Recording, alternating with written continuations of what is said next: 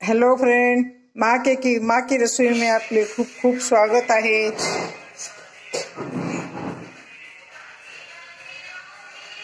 आपले खूप खूप स्वागत आहे। मी आज तुम्हाला भगरीचे मेंदू वडे करून दाखवणार आहे। बघा ह्या वाटीने एक वाटी घेतली भगर मी, आणि हे एक मोठा बटाटा घेतलाय। आता ह्याच्यात तेल टाकले, आता ह्याच्यात तेल टाकले, त्याच्यात जिरे टाकलेत, आणि ह्याच्यामध्ये आता मी फोडणी देणार आहे। पाणी काय करायचं, ह्या वाटीने 1.5 वाटी घ्यायचं। कोणती भगर कमी कोणती भगर जास्त, म्हणून आपण पाणी अगोदर गरम करून ठेवायचं। आता बघा अंदाजाने पाणी टाकले मी।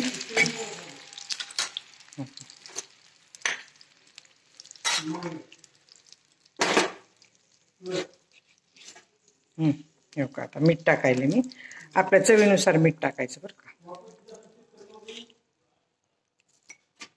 चवीनुसार मीठ टाकायचं ह्याच्यामध्ये, आणि मिरची टाकायची, आणि हे मिक्सर मधून बारीक काढायचे। तर बटाटे चिरून मिक्सर मध्ये ह्याची पेस्ट करायची।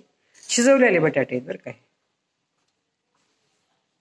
आणि ते त्या भगर मध्ये स्वच्छ केली चांगली। आता त्याला पाण्यात भिजवून घेते थोडी, आणि परत मग ह्याच्यात फोडणीमध्ये टाकते, आणि एकदम घट्ट करायची भगर। आपल्याला थोडी मिरची टाकते ह्याच्यामध्ये,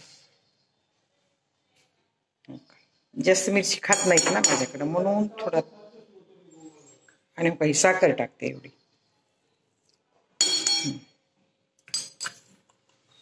आता हे चांगलं पाणी उकळू देते, तोपर्यंत हे मिक्सर मधून काढून घेते। हे भगर पण गरम भगर आहे भगर असते ना, ते गार करून परत करायचे बरं का आपल्याला। आता हे भगर चांगले धुवून घेते, स्वच्छ केलेली आहे, धुवून घ्यायची फक्त 2-3 पाण्याने स्वच्छ, आणि किडे वगैरे बघायचे तर। आता हे आदन येते, ह्याच्यामध्ये भगर टाकल्यानंतर तुम्हाला दाखवते। मोबाईल दुरुस्त चोखो करत। आता हे बघा, हे भगर ह्याप्रमाणे शिजवून आली बरं का। आता ह्याला थोडं पाणी लागणार आहे आणखी, जास्त पाणी टाकायचं नाही, घट्ट शिजवायची चांगली, आणि ह्याला गार करायचं। गार करून त्याच्यामध्ये बटाटे, एक कच्चा बटाटा आणि एक शिजलेला बटाटा मिक्स करायचं। आता हे काही चांगली शिजत आली चांगली। आता ह्याला थोडंसं पाणी लागणार आहे, किंचित पाणी टाकायचे, झाकून ठेवायचे, जास्त नाही टाकायचे, का तर मेंदू वडे होणार नाहीत ना जास्त पातळ झाल्यावर भगर आपली।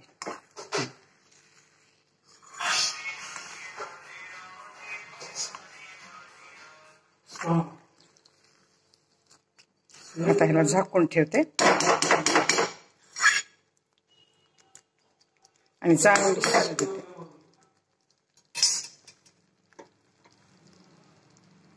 आता हे शिजायली, आणि हे बटाटे ह्याच्यामध्ये सगळे टाकलेले बरं का।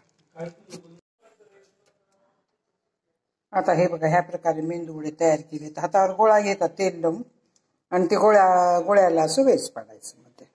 हो काय, असं तयार झाले, गार झाले। आता ह्याच्यामध्ये टाकायचं होतं तळायला।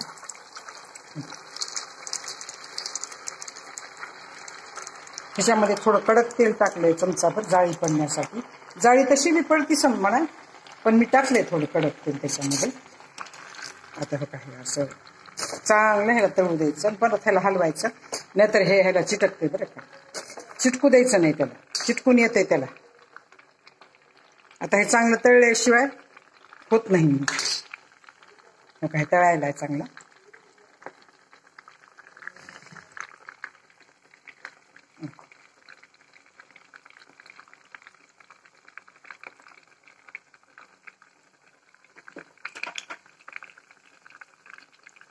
चांगलं तळल्यावर ते निघते, नाहीतर कढईला चिटकते, नाही तर ह्याला चिटकते। मनानीवर येते परत, चांगलं तळला नाही का मनानीवर येते, बघितलं का तुम्ही। छान तळलंय, आणखीन थोडा तळू द्यायचा। त्याला लगेच झारणं किंवा चमचा काही तुम्ही लावायचं ते लावायचं नाही बरं का, त्याला चिटकून ते तुटते। आता हे का चांगलं तळायले, हो का छान तळले। आता हो का ह्या बाजूला करायचं। अच्छा, ह्याचा गोळा तयार करायचा, हो का असा, असे गोळे तयार करायचे। आणि ह्याला दाबून आता हे दाबायचं, एका हाताने दाखवायचं बरं ना, आणि ह्याला मधून वेज पाडायचं इथून. आता हे बघा मी तुम्हाला पाडून दाखवते. असं असं पाडायचं आणि तळायचं.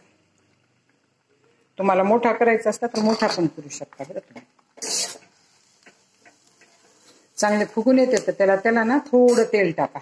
आपण भगर तिंबायलो, भगर आणि साबुदाण्यामध्ये तिंबला, ह्याच्यामध्ये सगळं साहित्य टाकलेलं आहे. थोडी साखर टाकलेली, मिरची टाकलेलं आहे, जिरे टाकलेले आहे, तर सगळं टाकलेलं आहे ह्याच्यामध्ये. आता हे ना हो का तळून किती छान झालंय बघितलं काय आपण. आता दुसरे टाकून दाखवते तुम्हाला. हो का ते एकाला एक चिटकून खराब होते तर म्हणून मी एक एक तळायले. तुमच्याकडे मोठी कढई असली तर भरपूर तेल घालून तुम्ही जास्त तळू शकता. हे तेल परत काही कामाला येत नाही. आपलं एक एक एक एक तळून घेऊ का.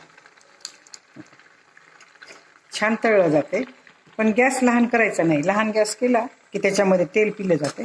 तेल पिलं की ते खराब लागते परत आणि आपल्या आरोग्याला बी हितकारक नसते. ओव्हनमध्ये पण छान होते. माझ्याकडे ओव्हन आहे, मला चालवता येत नाही. आणखी नवीन आहे माझं ओव्हन. आता मला ते बोलवून शिकावं लागेल कुणाला तरी. त्याच्यामध्ये पण छान होते बरं का. ओव्हनमध्ये पण तेल लावायचं, दोन्ही बाजूनी तेल लावायचं आणि ओव्हनमध्ये त्याला फ्राय करायला ठेवायचं. छान होते त्याच्यामधले सुद्धा बरं का. हो का हे निघाला चांगला तळलाय बरं का. हो का चिटकलं सुद्धा नाही ह्याला. आणि त्याच्याबरोबर खायला हो का मी चटणी केली दह्याची, थोडी पातळ केली मुद्दाम, म्हणजे ते त्याच्यात टाकून पण खाता येते आणि परत आपल्याला चमच्याने घेऊन पण खाता येते. म्हणून मी त्याच्यामध्ये चटणी केलेली आहे. चटणी केलेली शेंगदाण्याची आणि दह्याची चटणी ही ह्याच्यामध्ये टाकायची असेल तर तुम्ही कोथिंबीर टाका. मी फोडणी टाकलेली जिऱ्याची आणि तुपाची. हे मी तेलामध्ये करायले. तुमच्याकडे तूप असलं चांगलं तर तुपामध्ये पण तुम्ही करू शकता बरं का. बघा आता किती छान झालंय. चांगलं कडक होऊ द्यायचं तेल. तेल कडक झाल्याशिवाय ते चांगलं होत नाही बरं कढईमध्ये. नाही तर कढईला पण चिटकत आहे, झारण्याला पण चिटकत आहे ते. हो का बघितलं का. हो किती छान झाले तर.